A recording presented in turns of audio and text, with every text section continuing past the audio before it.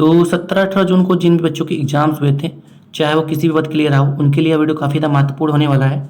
और चाहे आप किसी भी पद से रहे हों, चाहे एलडीसी का रहा हो, डीईओ का रहा हो, यूडीसी का हो, एमटीएस का हो, साइंटिस्ट बी का हो, कोई भी पद हो, जो कि 17-18 जून को एग्ज़ाम्स हुए थे, उनके लिए काफ़ी ज़्यादा महत्वपूर्ण रहने वाला है। और आप सभी के लिए मैंने लगभग 2 या 3 दिन पहले आप सभी के लिए कट ऑफ से रिलेटेड वीडियो बनाई थी, जो कि फुल एनालाइज़ थी, यानी कि पूर्ण रूप से एनालाइज़ की गई थी। लगभग वही कट ऑफ आपका रहने वाला है और साथ ही उससे रिलेटेड ही कुछ महत्वपूर्ण सूचनाएँ हैं और रिजल्ट को लेकर के है। देखिए, आपके रिजल्ट्स लगभग हफ्ते 2 हफ्ते में रिलीज़ हो जाएँगे।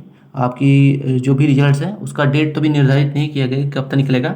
और चूँकि सेंट्रल पॉल्यूशन कंट्रोल बोर्ड जो है बहुत ही तेज़ी से काम करता है और चाहे उसका सिलेक्शन प्रोसीजर हो, चाहे वैकेंसी हो, चाहे एग्ज़ाम कंडक्ट कराने का जो प्रक्रिया होता है, वो सभी बहुत ही तेज़ी से कराता है। तो आपके रिजल्ट्स भी कुछ दिन में आने वाले हैं। तो जिन बच्चों के अच्छे नंबर्स बन रहे हैं तो ठीक है, और जिन बच्चों के अच्छे नंबर्स बन नहीं रहे हैं, तो उनके लिए भी है कि वो आपको शीघ्र ही लगभग 6-7 महीने में सेंट्रल पॉल्यूशन कंट्रोल बोर्ड और भी भर्तियाँ निकालेगी। हालाँकि पोस्ट क्लियर नहीं है, काफ़ी बच्चे कमेंट्स भी कर रहे थे। देखिए, बात करते हैं कि इस वीडियो का टॉपिक क्या है। देखिए, वीडियो का टॉपिक आपका सीधा सा कट ऑफ से रिलेटेड है और कुछ बच्चों ने कमेंट में भी किया था। देखिए, कट ऑफ तो जो होगी वो तो होगी, ठीक है, मैंने आपको बताया।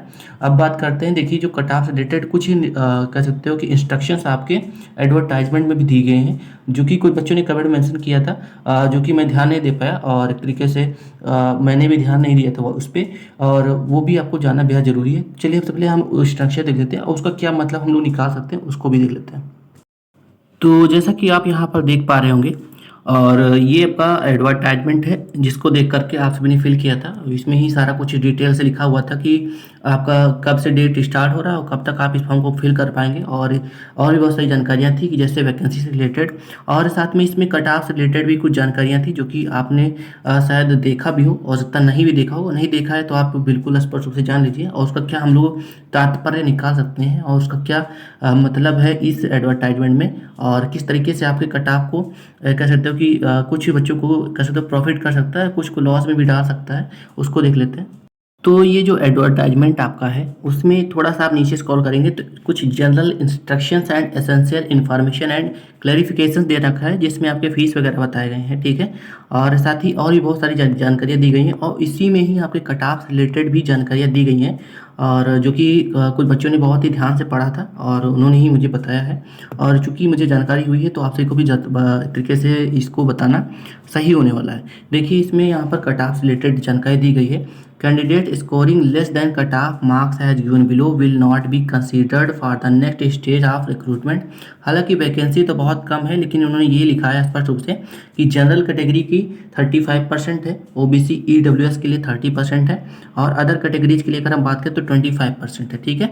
अब इसका क्या मतलब है, तो देखिए, सीधा से इसका मतलब ये निकल रहा है कि मान लीजिए आपकी अगर कट ऑफ जाती है 40 नंबर, ठीक है, 40 नंबर अगर आपकी जाती है, तो अगर हम बात करें SC/ST के लिए, तो SC/ST में 40 नंबर का अगर हम लोग 25% अगर हम लोग निकालें, ठीक है, तो 25% इसका लगभग 10 नंबर के आसपास निकलेगा, ठीक है। और इसके अनुसार, ठीक है, जो कि जनरल इंस्ट्रक्शंस दिए गए थे, इसके अनुसार स्पष्ट हो रहा है कि अगर कोई भी SC/ST कैटेगरी का बच्चा है, अगर कट ऑफ उसकी 40 नंबर जा रही है, जो कि 50 नंबर का आपका पेपर था उसमें, तो अगर 10 नंबर से कम है तो वो सेकंड फेज में नहीं जाएगा, लेकिन 10 नंबर से अगर ऊपर है तो वो सेकंड फेज में जाने वाला है। ऐसा इसमें जानकारियाँ दी गई हैं, और इसी तरीके से इसमें 35% जनरल के लिए है, 30% OBC और EWS के लिए दिए गए हैं, ठीक है।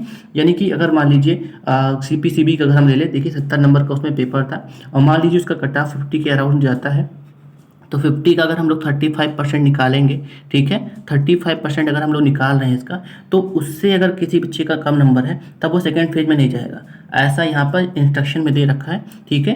अब इसका किस हिसाब से वो लोग मतलब निकालते हैं उस पर तो पता नहीं, लेकिन जिस हिसाब से इसमें इंस्ट्रक्शन दिए हुए हैं उसका सीधा सा मतलब यही निकल रहा है कि आपके कट ऑफ तो बिल्कुल निकाले जाएंगे, लेकिन साथ में इसका भी कुछ ना कुछ मतलब है, ठीक है। बाकी जो भी जानकारियाँ होंगी वो तो आपको ऑफिशियल साइट में अपडेट की जाएंगी। फिलहाल जो कुछ भी आपका एडवर्टाइजमेंट में था वो भी आपको जानना बेहद ज़रूरी था। कुछ बच्चे जानते भी रहे होंगे और जिन बच्चों को पहले से जानकारी थी वो कमेंट में से ज़रूर कर देंगे कि उनको पहले से जानकारी थी। और एक तरीके से कह सकते हो कि जो बच्चे अच्छे नंबर पाए हुए हैं उनके लिए तो कोई समस्या नहीं, लेकिन इन बच्चों के नंबर्स कम रह गए तो उनके लिए कह सकते हो कि एक अच्छी सूचना रहने वाली है अगर इस आधार पर ये लोग सेकंड फेज में ले जा रहे हैं तो। ठीक है, ये छोटी सी सूचना थी जो कि आप सभी तक पहुंचाना बेहद ज़रूरी था और आशा करता हूँ कि वीडियो इन्फॉर्मेटिव लगी होगी और शीघ्र ही आपके रिजल्ट्स घोषित होंगे और आपको इसी चैनल पर देखने को मिलेंगे। और जो भी बच्चे सेकंड फेज में जाएंगे उनके लिए एक अलग से लिस्ट निकाली जाएगी जो कि मैं आपको इसी चैनल पर अपलोड कर दूंगा। तो आप अगर नए हैं तो प्लीज़ चैनल को लाइक और चैनल को सब्सक्राइब और वीडियो को लाइक जरूर कर दें। तो मिलते हैं नेक्स्ट वीडियो में। थैंक यू सो मच, धन्यवाद।